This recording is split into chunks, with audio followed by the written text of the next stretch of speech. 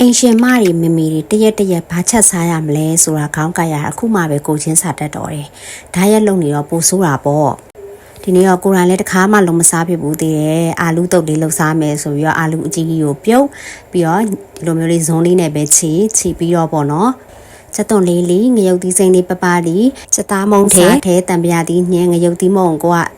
အဆက်ကြိုက်တော့များထဲပြီးတော့ဒီလိုမျိုးတုတ်စားပါတယ်စီတော့လုံးဝမထည့်ပါဘူးဘာလို့လဲဆိုတော့အခုလောစီလျှော့စားနေလို့ပေါ့နော်ဒီဓာတ်ရက်လုံနေတာဖြစ်တဲ့အတွက်ပြီးတော့ဒီတမျိုးနဲ့မလားလို့ရှိရဲ့ချက်သားပြုတ်တွေကို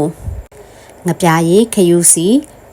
ရှာလကာရည်စားတကြားချက်သားမုံတို့နဲ့ sauce လုပ်ထားတဲ့တဲကိုနေပြီးတော့အစတော့ချက်သားတုံးမလို့ပဲမတုတ်တော့ဘဲနဲ့ဟင်းရည်ပူပူဆက်ဆက်လေးတောက်ချင်တာနဲ့ဟင်းရည်ပုံစံလေးလုပ်လိုက်ပါတယ်ဒီချက်သားဟင်းရည်လေးကိုအငွေ့တလူလူထွက်လာအောင်ပြုတ်လိုက်ပါတယ်ပြုတ်ပြီးတော့အဖုံးဖွင့်လိုက်တဲ့အခါမှာတော့အရန်ကိုမွေးပြန်ပြီးစားခြင်းစပွဲဖြစ်နေတာကိုတွေ့ရပါတယ်ဟင်းရည်ကိုပူပူလေးတောက်ချင်တာကြောင့်ပေါ့နော်အကြာကြီးပြုတ်ထားတာဖြစ်ပါတယ်ဒီအောက်ကsauce ရဲ့ပေါ့နော်အနံ့လေးကိုမွှေးလာပြီးဆိုတော့မှဒီထမင်းနဲ့အာလူတုံနဲ့တွဲစားမှာဖြစ်ပါတယ်ဒီနေ့ထားရက်မှာတော့ထမင်းကိုပုံမှန်စားနေကြတာပေါ့နော်အများကြီးလျှော့ပြီးတော့ဇွန်း3ဇွန်းစာပဲထည့်ပြီးတော့စားမှာဖြစ်ပါတယ်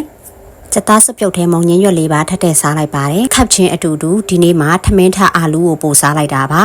ထူးခြားတဲ့ရလက်ကတော့ဟိုရက်တရားလို့ထမင်းစားပြီးလုံးဝလေးလံထိုင်းမှမနေတော့တာပါပဲကဲဒီနေ့အတွက်နေ့လည်စာဓာတ်ရက်လေးပဲဖြစ်ပါတယ်ရှင်